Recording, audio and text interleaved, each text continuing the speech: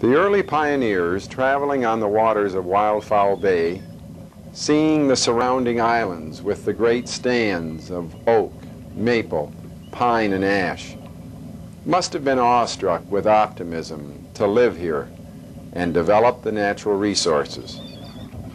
The early pioneer families suffered many hardships in living conditions and the cold winters. They worked the land, quarried the stone, and fished the lake.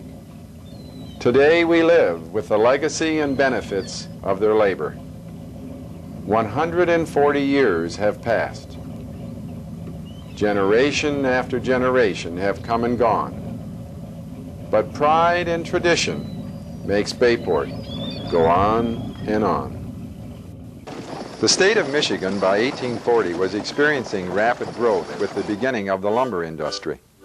Detroit was the hub for much of the transportation of goods and the migration of new settlers from the east.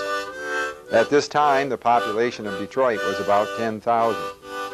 The state population in the 10-year period from 1830 to 1840 had increased from 31,000 to 212,000 people. 600 lumber camps and over 1,200 sawmills offered employment around the state. The potential for jobs and a new life brought many people to the lake ports of Lake Huron and the areas around Saginaw Bay. Lake schooners and small sailing ships were not the only means of transportation. A military road had been built on the established Indian Trail between Detroit and Saginaw. There was also an Indian trail from Saginaw to the Western Thumb region which passed through the Indian villages at what are now Unionville and Sebring.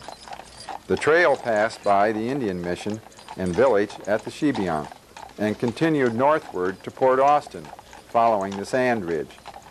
In 1851, Carl Heisterman came to the Wildfowl Bay area and was accompanied by Orville P. Chapin. By 1852, Mr. Heisterman purchased from the United States government a 400-acre island inhabited by Chippewa Indians.